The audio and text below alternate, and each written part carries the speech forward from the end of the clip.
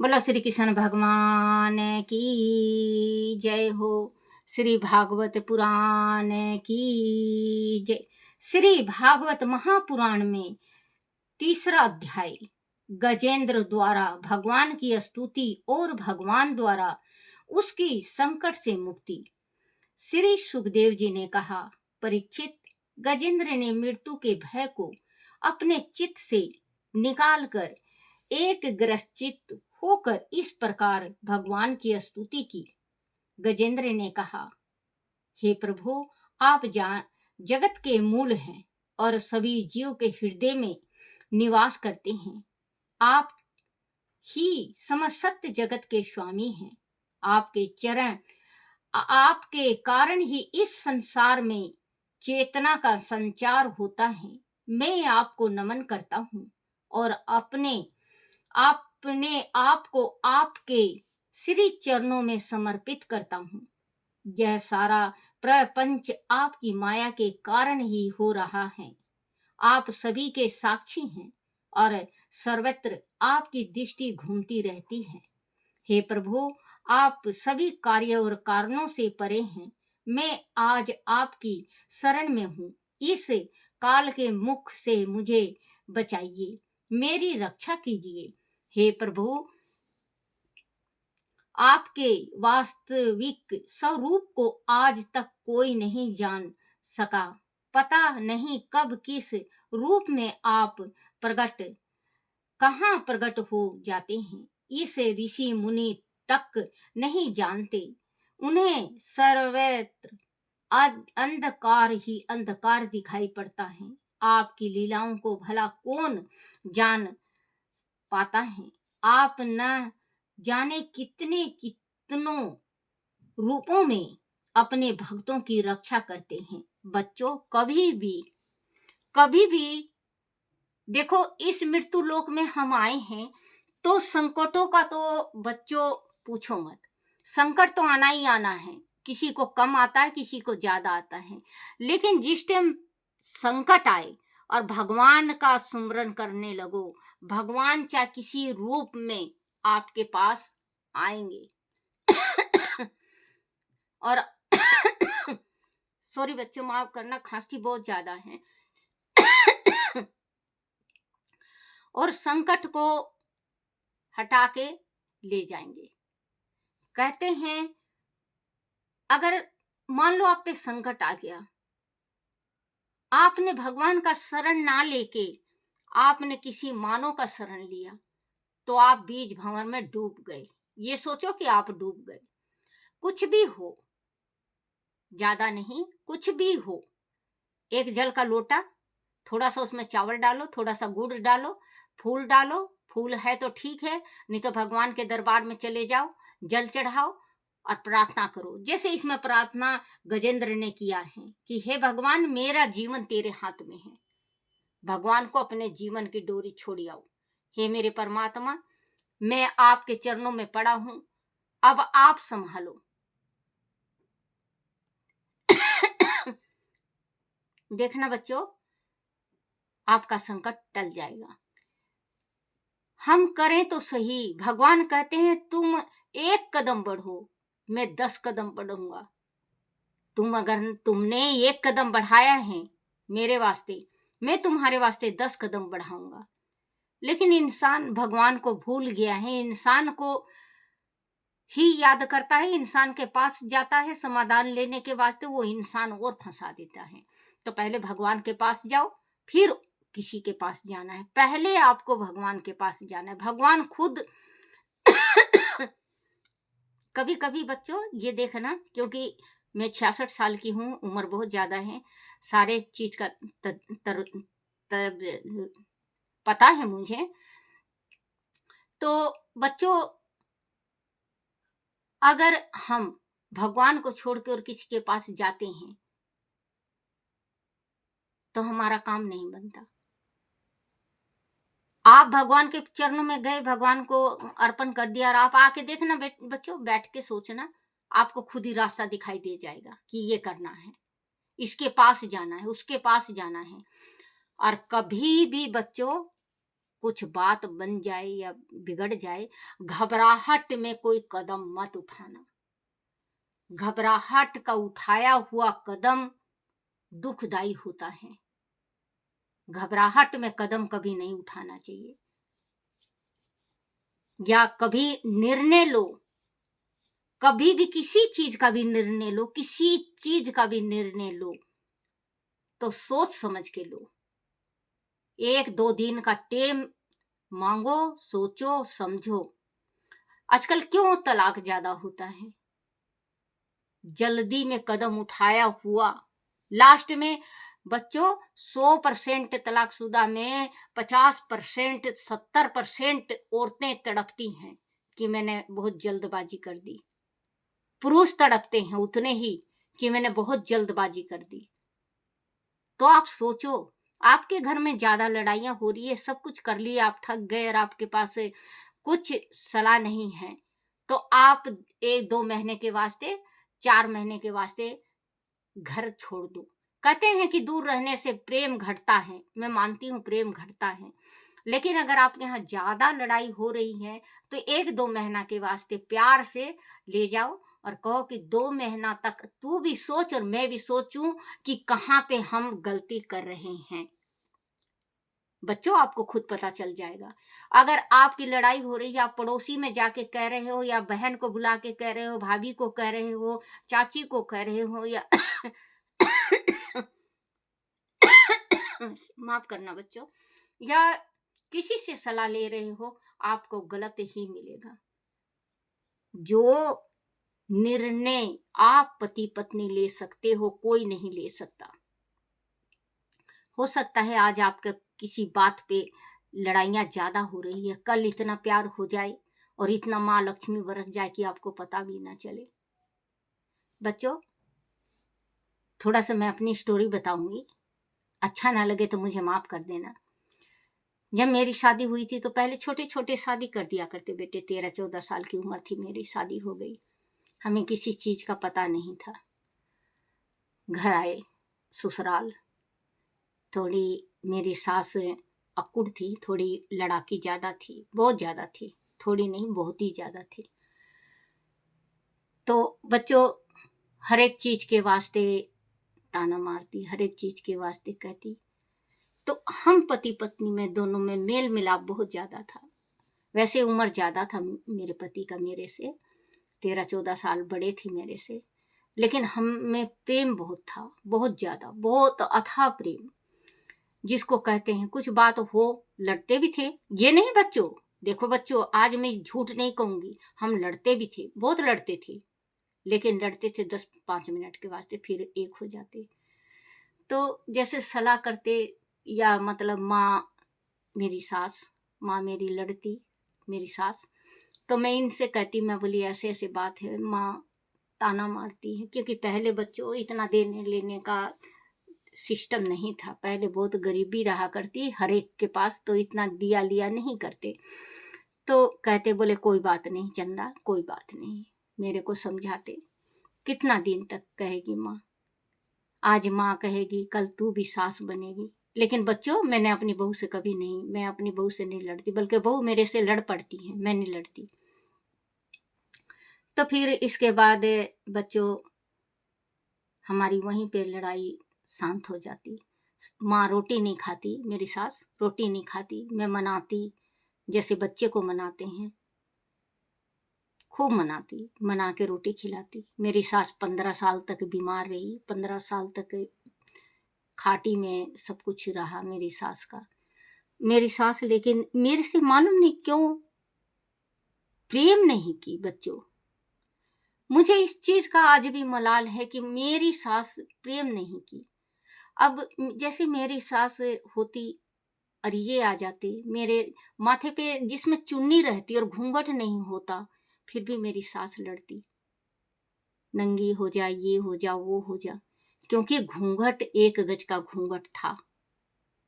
फिर तो मेरे जलने के बाद घूंघट घांघट सब छूट गया बच्चों, नहीं तो जलने से पहले मैं घूंघट मेरी सास करवाती थी। घूंघट हमारा रहता था, अगर कोई रिश्तेदार आ जाए जब भी घूंघट रहता था।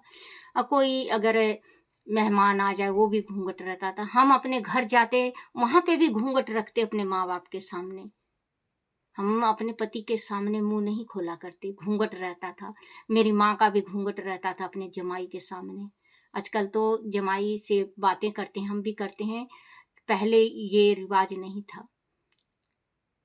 तो बच्चों, अगर देखो, बुढ़ापा कटता है बहू से, सबको पता है कि बुढ़ापा बहू से कटता है। जिस घर का बेटा लायक हो, माँ को भी संभाले और बहू को भी, वो घर कभी बर्बाद नहीं होता। मेरे पति मेरे को ऐसे समझाते और अपनी माँ को समझाते, माँ कोई बात नहीं, कितना दूर से आई है माँ, छत्तीसगढ़ से आई है माँ। वैसे तो हम यहाँ चरखी दादरी के हैं, हम जो हमारा जन्मभूमि है चरखी दादरी का है। मेरे पिताजी छत्तीसगढ़ जाके काम करने लगे थे। तो भारद्वाज गोत्र की हूँ मैं, मेरे पिता का भारद्वाज गोत्र है और मेरी माता का नागवान, हम ब्राह्मण कुल के हैं।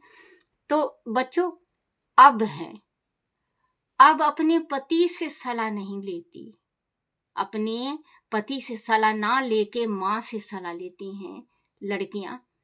तो औरतें जो, तो उनके घर में कलह बढ़ जाता है, क्योंकि माँ कोई लायक बर होती है जो सही शिक्षा देती है। नहीं तो कहेगी बांध बोरिया बिस्तर आ जा, तेरे घर तेरे वास्ते बहुत रोटी है खाने के वास्ते। बच्चों, राजा ने भी अपनी पुत्री को नहीं रख सका। राजा जिसके घर में कोई कमी नहीं होता है, वो भी अपनी लड़की को नहीं रख सकता। आपकी तो औकात क्या है, मेरी तो औकात क्या है। तो ये कारण बनता है तलाक का। अपनी माँ से कहेंगी ये ऐसी है माँ, वैसी है, पाथड़ा सी है, मोटी हो गई है, ये हो गई है, सांडनी हो गई है। उसकी माँ कहेगी खा खा के मोटी हो गई, मेरी बेटी को सुखा डाला, ये है। अरे घर में जो रोटी बना के खिला रही है आपकी पुत्री, वही तो खा रही है वो सास की कहीं और से मंगा के खाती है। आप ये सोचो, किसी के शरीर में लगता है, कोई जल के कुटता है, किसी के शरीर में नहीं लगता। मान लो बच्चों, अगर आपकी सास की माँ की तबीयत खराब है, सास माँ की, सासू माँ की, तो आप जाके सिर के ऊपर खड़ा होके कभी मत पूछना, पैरों के पास खड़े होके पूछो माँ क्या तकलीफ है। फिर इसके बाद हाथ देखो, सिर देखो, पैर दबाओ, बुखार हो तो दवाई दो। प्रेम क्यों नहीं बढ़ेगा?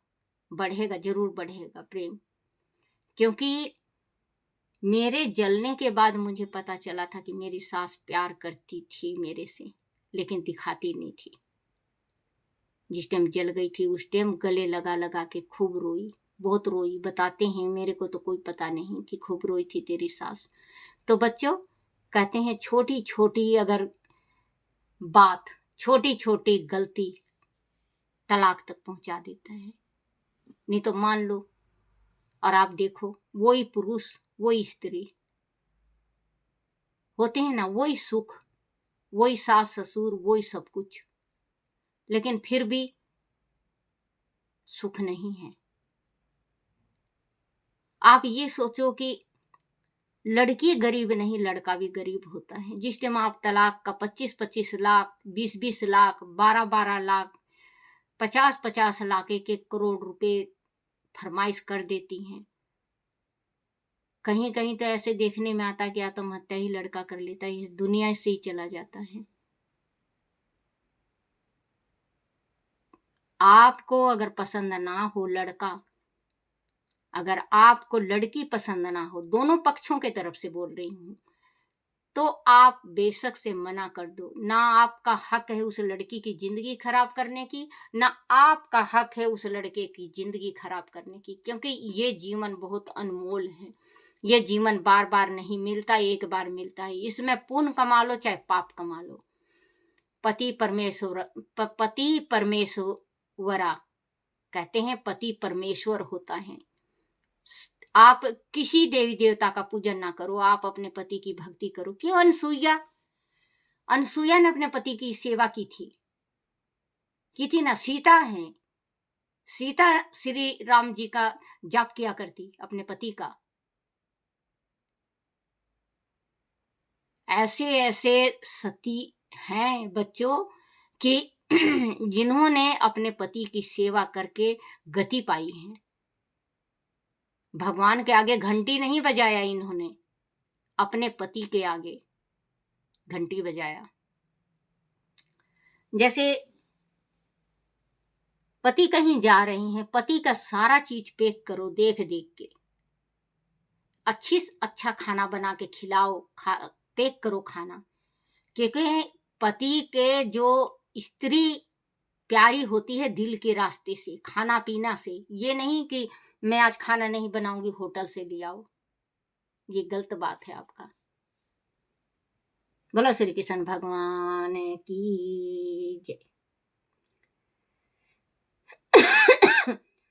अंधकार ही है, अंधकार दिखाई पड़ता है, आपकी लीलाओं का भला कौन जान पाता है। आप ना जाने कितने कितने रूपों में अपने भक्तों की रक्षा करते हैं। प्रभु आज मैं आपको अपनी रक्षा के लिए पुकार रहा हूँ, कृपा कर मेरी रक्षा करें।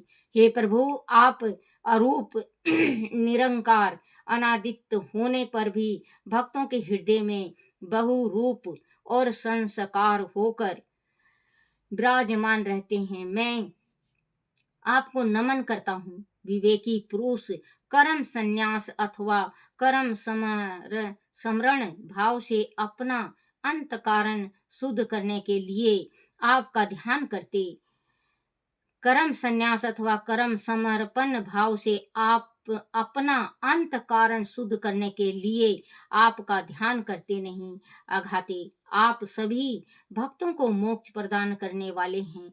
आप ही इनके स्वामी हैं, समस्त क्षेत्रों के एकमात्र ज्ञाता हैं, सर्व साक्षी हैं। आपके बिना जगत का एक पत्ता भी नहीं हिल पाता। आपकी इच्छा के बिना किसी की गति नहीं हो सकती। आप ही प्रत्येक घटना के कार्य कारण स्वरूप हैं। वह ग्रह जो आज मेरे पैर को पकड़कर खींच रहा है, यह भी आपकी इच्छा का ही परिणाम है। आदि मेरा जीवन इतना ही है तो मैं आपसे कुछ नहीं कहता। विधि के विधान में व्यवधान डालने, बाधा डालने की समर्थ मुझ में नहीं है। आदि मेरे भीतर कोई अहंकार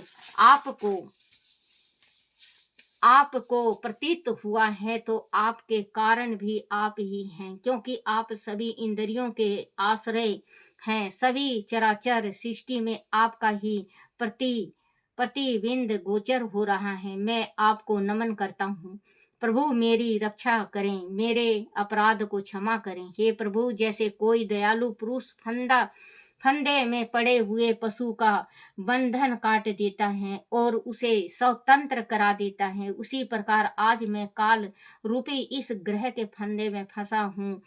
आप मेरी भूलों को क्षमा करें और मुझे इस ग्रह से बचाएं। प्रभु, आपके पास तो दया का सागर लहराता रहता है। आप शरणगत की अवश्य सहायता करते हैं, फिर मेरी रक्षा में आप क्यों विलंब कर रहे हैं। आप तो भक्तों का कल्याण करने में कभी आलस्य नहीं करते, फिर आज क्यों आप अपने भक्त की पुकार नहीं सुन पा रहे हैं।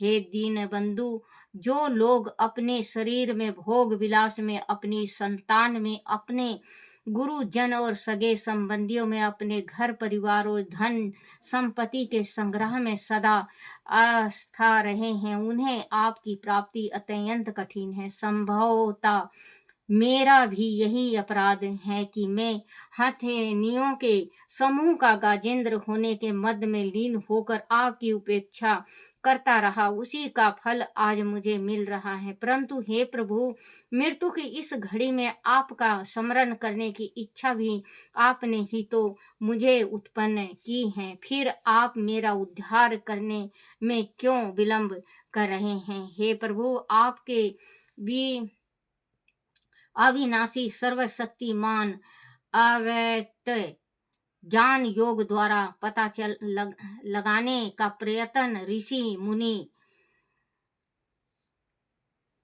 व्यक्त निराकार इंद्रियां जीत और अत्यंत सूक्ष्म स्वरूप को आध्यात्मिक योग दर्शन अथवा ज्ञान योग द्वारा पता लगाने का प्रयास ऋषि मुनि और योगी जन सदैव से करते आए हैं, परंतु भक्तों के लिए तो आप सदैव व्यक्त हैं, साकार हैं। मेरी कल्पना में आपका कोई रूप प्रकट नहीं हो पा रहा है, क्योंकि मैं तो पशु हूँ। इस मुझ में बुद्धि नहीं है, भक्ति करना भी मुझे नहीं आता। प्रभु, आपका जो भी रूप है, आप उसी में मुझे दर्शन दें और मेरी रक्षा करें। अगापि इस पशु योनि में मैं जीना नहीं चाहता, क्योंकि अज्ञान के अंधकार ने मेरी बुद्धि को पूरी तरह से कुंद कर दिया है। मैं इस आवरण से छूटना चाहता हूँ,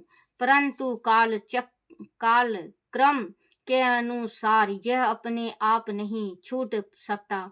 मैंने तो आपको पुकारने के लिए अब तक जो कुछ भी कहा है, वह जंगल में भ्रमण करते हुए ऋषि मुनियों के मुख से जो कुछ भी सुना है, उसे ही अपनी स्तुति से दोहरा रहा हूँ। पता नहीं उसे दोहराने में मुझसे कहाँ कहाँ टूटी हुई है, वह मैं नहीं जानता। मैंने तो अब बुद्धि के कारण मैं आपके स्वरूप को नहीं जानता। बस इतना पता है कि आप सर्वशक्तिमान हैं। मैं तो अब आपकी शरण में परीक्षित शरण में हूँ।